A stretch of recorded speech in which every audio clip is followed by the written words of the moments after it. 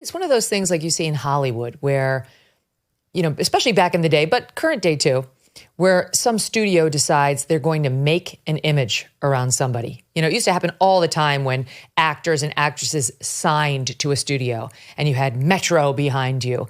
And, Mr. Mayor would personally make sure you would become a star and get the whole star-making apparatus around you. And then lo and behold, you would become a star and the American populace would be fed information about you that Mr. Mayor had collated and shoved into your living room, whether you knew it or not. And then those stars were carefully managed such that they did not give any interviews that were not also carefully managed, micromanaged, with the right dresses and the right setting and the right imagery all around the star. And there was a reason for that. These stars were actually no more glamorous or knowledgeable or special, other than their ability to act, than the rest of us. And we weren't supposed to know that because we were just supposed to accept this imagery. The same thing is happening with her, where they all, including the Hollywood angle, Halpern was the one who reported that CAA, one of the most powerful agencies in the country, was actually in there advising her before the DNC, along with some A-list Hollywood talent, trying to explain to her, this is how you say the line. This is what you should do. And I'll bet they were back before that debate, giving her some help with her rehearsed little bits she was doing. And yet, unlike a Hollywood star who doesn't actually have to go out there and sit on 60 or these other moronic podcasts like the one that talks about dildos one day and Kamala Harris as president the next, Kamala Harris does have to get out there. She does have to get out there because she tried the basement campaign. It was failing. They felt they had to do it something. And so now we're getting to see the person behind the curtain, and that Hollywood veneer is not strong enough to stop her inanity from shining through. Yeah, I think it's a great analogy. And I would actually point out that even in the heyday of like the 1940s and 50s, where those handful of studio executives could basically control how the public perceived people, not only did they have all the things you mentioned, but they also could control the media. So if anyone in journalism wrote negatively about one of their stars, they'd be excluded, they would be punished. Everybody knew that there was kind of a system of punishment. Even with all those advantages, though, occasionally they would try and make a star out of somebody who simply lacked charisma, who the public just didn't connect to, wasn't convinced by. Usually it worked, but not always. The big difference now, obviously, is that unlike then, when there was, a tiny handful of information controllers, the networks and a couple of big radio stations and the like, all owned by the same people. The problem is, as Hillary Clinton pointed out, is that when you have a free internet, you lose control of the ability to manipulate what people think. And so they don't have that power anymore. You can have, ABC News and CNN 24 hours a day, the New York Times churning this stuff out. But there's a gigantic number of people who know that they're doing that and therefore look elsewhere, for example, to the show, which has a bigger audience than a lot of those that I just mentioned, where they cannot control the information any longer. And that really undermines their ability to maintain that kind of image in the way that those studio bosses were able to do. You are exactly right. The panic, to steal a word from the top of the show, amongst these left-wingers about the loss of control of information is evident every day in the interviews that they give. They're not even trying to hide their panic, let me put a pin in that for 1 second, because I was thinking about somebody like Joan Crawford, who love the movie Mommy Dearest. Obsessed. This is my eldest daughter, Christina. Hello, everyone. And my son, Christopher. Hi, everybody. And my twins, Cynthia and Kathy, who will content themselves with smiling for your listeners since they're not quite 3. Hello. At what hour do you suppose the youngsters will awaken tomorrow morning? I'm afraid they're likely to be awakening up by 6:30 at the latest. Will they come straight into your room and awaken you? I'd be disappointed if they didn't. And, they did that with her. She was one of those massive stars who was signed to one of these big Hollywood agencies. And she did all of the Christmas interviews with the old style microphones while she gave her interviews to the radio guys with her beautiful children splayed around her. And, oh, my fans and my family, la, la, la, with a Hollywood accent. And then, of course, her own daughter came out later to say she was a monster. She was beating me as soon as the cameras were off. Joan's other children have denied that, for the record. But that's one thing. Today, it's closer to like Milli Vanilli, where they put them out there and they mouthed the right words and they had the right outfits and they learned the steps. But before too long, we realized they actually had no talent. This was all a facade. There was no there. And they promptly went away. Yeah, I mean, I think what happened with the Democrats was they had this, whatever you think of Barack Obama, a really like generational political talent, right? The ability to like move crowds, to draw people into politics who had never previously cared about politics, his ability to kind of convince anybody that he was anything they wanted him to be. That's a real political skill. And he won 2 straight elections. They lost with Hillary because she was a terrible politician. And Joe Biden won by the tiniest margin because he's been around for so long and he actually does have some political skills as well. At least he did before his brain melted. When you have somebody like Hillary Clinton, who's an awful politician, or somebody like Kamala Harris, who is as well, this whole machinery can't prop them up. Maybe they can for a little while. Maybe they can for a few weeks, like happened with Kamala Harris. But that's the thing, is Americans want to know who these people really are. They do not trust these establishment institutions. That's the other big change from the 1950s, where everyone believed what they were reading in the newspaper and hearing on the TV because they trusted most American institutions. That trust is gone. People want to see it for themselves. They look for it themselves. And they then seek out other information that shows them another side. And this, I really think, is why when you look at Western liberalism and, sort of the ruling class of neoliberals in the West, their number one agenda, and I'm not exaggerating, is to regain control of the internet, to find a way to prevent information that they don't want on the internet from reaching large numbers of people, because they understand that that is their huge Achilles heel. And the more independent media thrives, the more a free internet thrives, the more their power is reduced. And that's one of the things I think we're seeing now, is they can do Kamala has every advantage. She has over $1 billion she raised, way more than Trump, a much better ground game, all the media on her side, every Hollywood celebrity, every power, institution of power.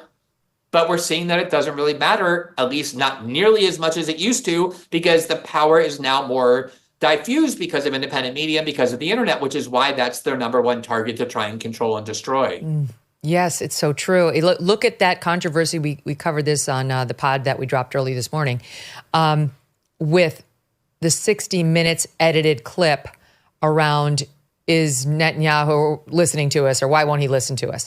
And they made the mistake of using one of her normally long-winded, empty answers, word salad answers, on the promo for the interview, which they released on Sunday and Monday. But by the time they got to Monday night's actual piece, they had realized that made her look bad, and they considerably tightened it up. I don't know whether what they played on Monday night was actually something she said in response to the question that was asked.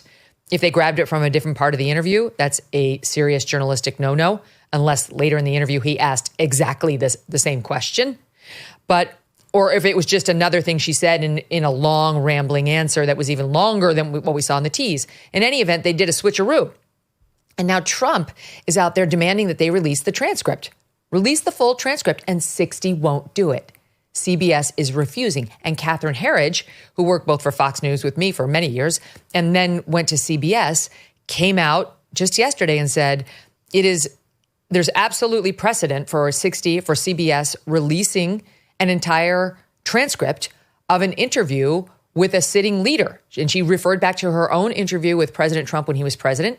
This is the sitting vice president on 60, possibly the next president.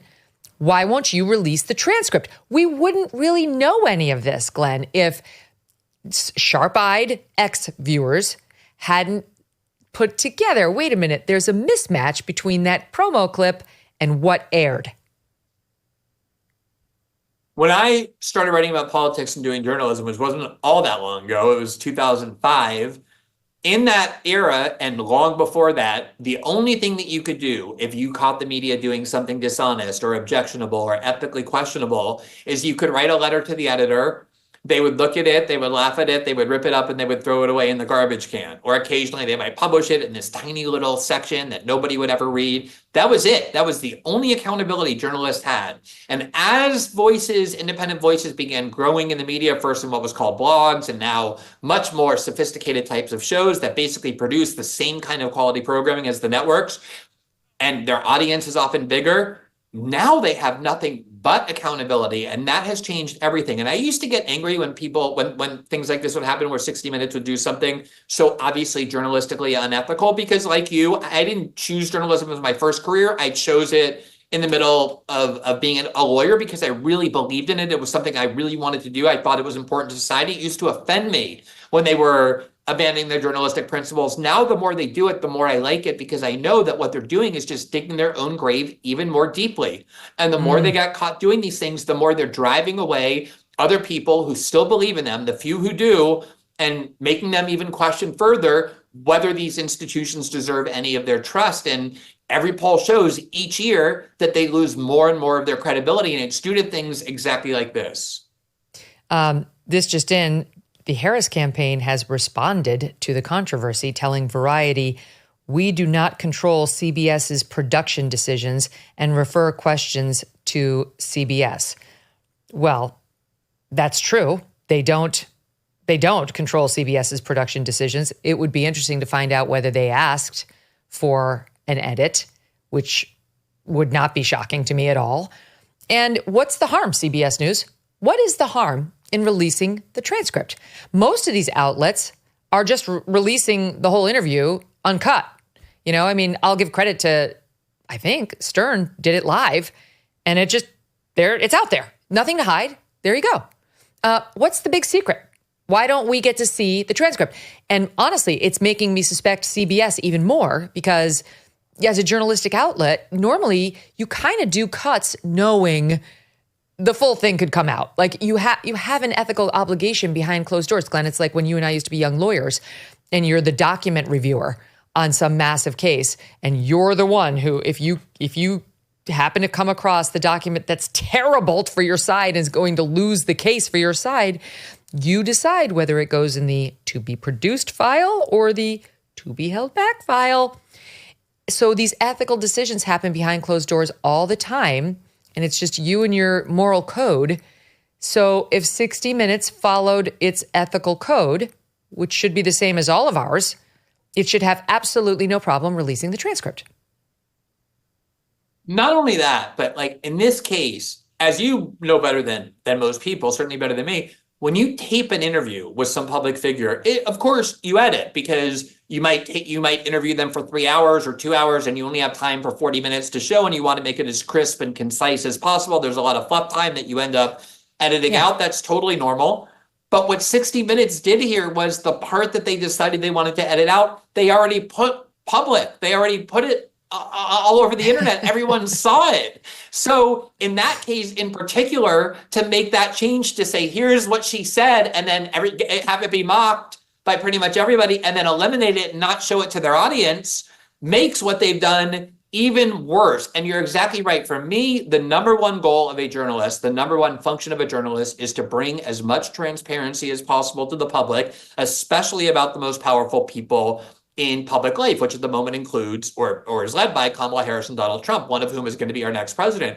As you say, this is not a psychiatrist who has a privilege or a lawyer who has some obligations. This is a media outlet. What possible grounds do they have in the age of limitless space on the internet not to release the full transcript, especially given that the reason there's a question about what they've done is because they've created that question by showing us an answer that was embarrassing and then editing out. They have zero foundation to justify doing that. Imagine waking up one day to find out your home no longer belongs to you. Someone somewhere has stolen it. They've stolen your property right out from under you. It sounds unthinkable, but it is a sad reality for some American homeowners and a risk for anyone that owns property. It's called house stealing. That's what the FBI says. It's a form of real estate fraud where scammers leverage loopholes in the system to fraudulently transfer your home's title into their name, then take out loans against your property or even sell it behind your back. By the time you find out, the scammer's long gone, leaving you, the legitimate homeowner, to clean up the mess. But right now, triple lock protection is available through HomeTitleLock.com, offering 24/7 title monitoring, alerts, and restoration services. You can sign up today at HomeTitleLock.com and use the promo code Megyn for 30 days of protection for free and a comprehensive title scan to make sure you're not already a victim. That's promo code Megyn and HomeTitleLock.com by using the link below. Thanks so much for watching. If you like what you just saw, hit the subscribe button for more clips and full episodes.